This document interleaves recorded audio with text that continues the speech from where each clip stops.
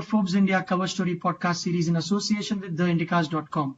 My name is Abhishek, and this issue's cover package nibbles on the food industry in India, which has recently been spiced up with the likes of Swiggy, Zomato's, Uber Eats of the world, feasting on the Indian customer. Joining me on the call to talk about the package and promising better use of food puns is Jasodhara Banerjee. Hi, Jasodhara. Thanks for joining in. Hello, Abhishek. Indians love food. There is possibly no other country that may have such a vast spread of preparations than in India, arguably. In a minute or so, can you reveal to the listeners what did you set out to achieve in this cover package, and what was the overall brief that you guys would have discussed among the editors? We cover the food and beverage sector quite regularly in our magazine. We profile people, personalities. We write about trends. But there is a lot more happening in the F&B industry. We just had a very informal sort of brainstorming session on what we saw happening around us. Like a lot of other people, we in the newsroom are very interested in food. And it is at a very personal level, whether it is what we are bringing for lunch or what we are having as an evening snack, or the kind of delivery systems that all of us are using, because a lot of people get food delivered to their offices.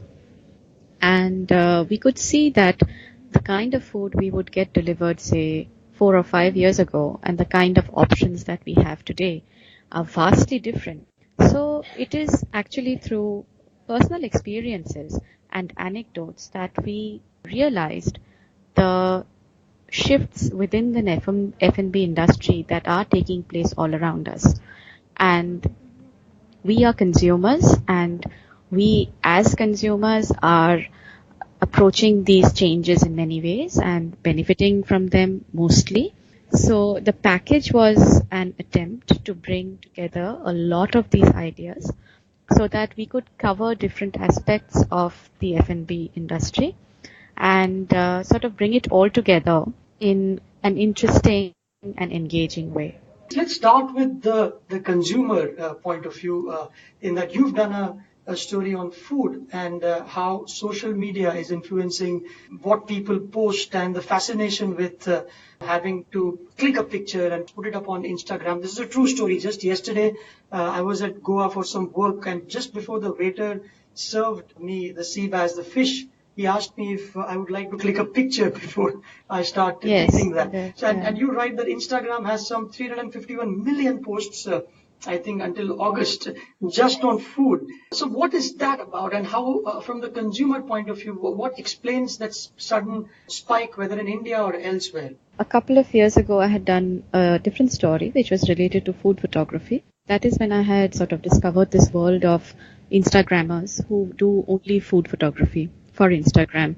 And they're not professional photographers by any stretch of imagination, but they do make a living out of this. So that kind of got me thinking about how Instagram as a platform has started affecting and seriously influencing the way we eat.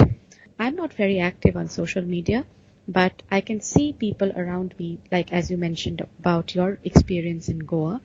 I barely go to a restaurant and not see people photographing their food before eating it. And it has happened to me that I'm just waiting to eat my food, but my friends are photographing it. I mean, those who do it, for them, it is something really exciting and something that they love doing.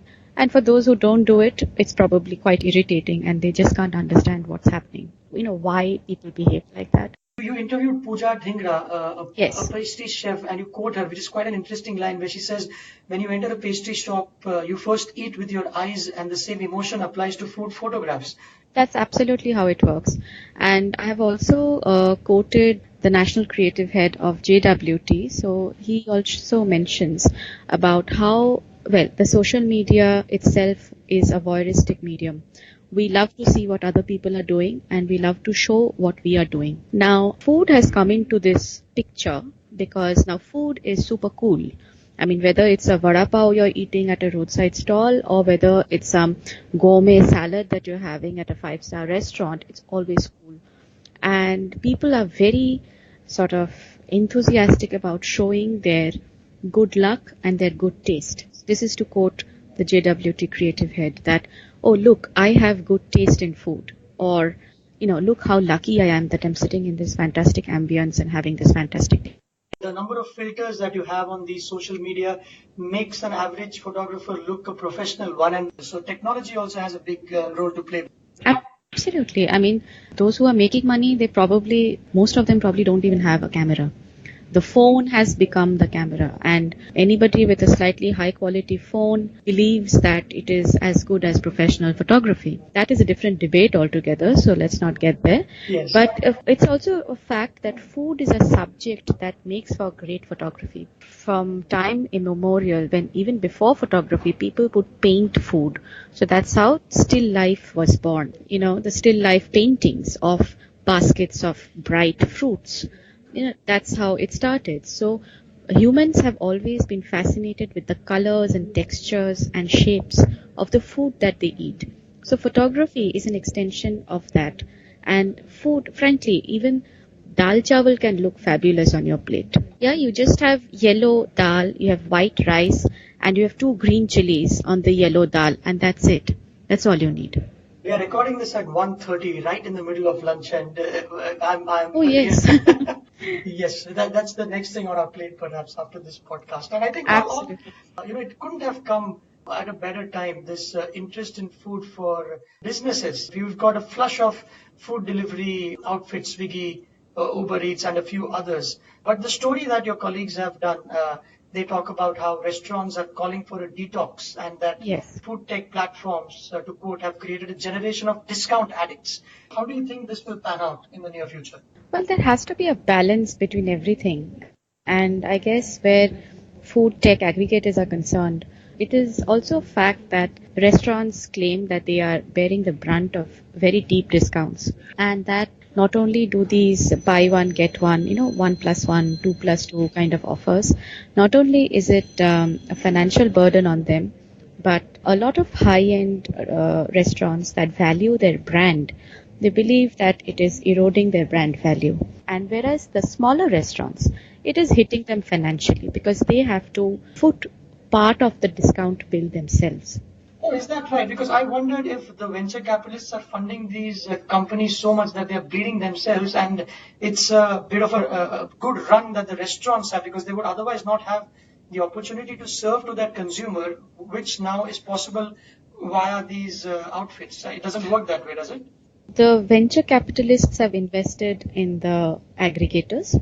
The restaurants have signed up with these aggregators. Of course, it's something that they've willingly done. Now, if you read our story, you will understand how this membership to schemes such as Zomato Gold, for example, have panned out. What was kind of promised to the restaurants initially, and then how it grew and how it has covered a very large number of restaurants today. It is not something that is exclusive and applicable only to a handful of restaurants, but it's applicable to a vast number of restaurants.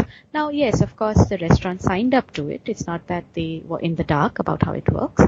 But I guess after a certain amount of time, they realize that they are kind of at the receiving end of it. Yeah, so that's what seems to have happened over the last couple of years or so. If we switch gears and move into the kitchen, you have a couple of stories there as well, where how inventive chefs in India are trying to experiment with cuisines and how it is working on occasions. And there are some hilarious examples where chefs have tried to match one food with the other and it just doesn't work. Yes, it's something again that we would talk among ourselves and talk to our friends, and we realized that a lot of consumers are getting rather tired of so-called innovation. Then we thought of exploring this a bit and talking to the chefs and seeing what exactly it is all about. What we see is that there is genuine innovation, there is experimentation, but there has to be some thought behind it, rather than simply marrying two different and very disparate flavors and then calling it innovation. So, my own experience, I've been to a pretty well-known restaurant and I asked for a whiskey cocktail and it was served to me in a copper glass. I frankly thought it was Nimbu Pani. I almost sent it back. Then I was told, no, that's my cocktail. Now, fact is that, like we were talking about earlier, you first consume a food or drink with your eyes. And when you order a whiskey cocktail, you expect it to be in a certain kind of glass. Now, when you have a copper lota sitting in front of you, the problem is that the copper glass, copper is a fantastic conductor of heat. So what happens is the cocktail warms up much, much faster than it would in a glass. Obviously, it's a gimmick of trying to present a cocktail in a copper glass, but without knowing that how fast it's going to warm up. I once had beer served in something that resembled a fish bowl. And yeah, I don't even know how to hold it because it doesn't have a handle that a beer mug should have. So, and then you start wondering, what exactly am I doing? Taking it a little too far, perhaps, some of these restaurants. Possibly. And just concluding this with a very important story that you have written about food production. To quote from your story, the health of the planet and that of humans have always been inextricably entwined, but never have they faced the strains they do now. And this you write in the context of how farmers, irrigation. If you look around ourselves at what is happening in the world, there are two very broad developments taking place. One is of climate change. There are changing rain patterns, there are changing heat patterns. The other trend that is taking place is a massively increasing population. Now, we will be the most populous country in the world very soon. There will be more and more mouths to feed. You have a limited amount of land to grow food on, erratic weather patterns, declining rainfall, all of these factors affecting the amount of food being produced. We have to go forward with these two developments. How do you live with the two? So that was the idea behind researching this article on food security. And what I discovered is that India produces more than enough to feed everyone. Farming practices and farming techniques may not be perfect everywhere. The legacy of the Green Revolution has affected farming in our country in a lot of positive ways. It has also affected our country in some negative ways. And the story kind of explores that. And it talks about how there are groups of people at various levels who are trying to reverse these negative effects of the Green Revolution and ensure food security. So it's not about whether we grow enough or not. It's about how to grow enough but in a sustainable way so that we can keep growing enough 50 years, 100 years into the future. Well, I think it's a very important story given the backdrop. I think there was a European Commission study which put the number of boreholes in India to more than 20 million, up from a few thousands in the 1960s, and that pumps some 230 billion cubic meters of groundwater, which could be saved if we could have basic techniques like groundwater harvesting or building check dams instead of investing heavily in grand scheme projects. Jasodhara, in the interest of time, I'm afraid I'll have to wrap this up, but if you would have any parting thoughts. Yeah, sure. I think I had started my social media story. This is not to plug my own story, but I think it's kind of representative of how we all feel about food. It's a snippet from the movie called Ratatouille from Pixar. Basically, it's something that relates to the memories that we have of food. And all of us have food memories. The food that we ate as children in our homes with our families, food that we had with our friends while we were growing up. So food is something that forms a very integral part of our lives, not just where nourishment and health is concerned, but where our memories and sentiments are concerned as well. So it's very important, and I feel that we become more aware of the role that it actually plays in our lives in every way, and that we enjoy it, yes, but we also value it. Thank you very much, Jasodhara. It's a good time to end it on that note. Have a good lunch, by the way. You too, Abhishek. You too. Thank you. And all you listeners, you know where to get this podcast on ForbesIndia.com and on iTunes. And to have someone call you for a Forbes India subscription, message Forbes to 51818.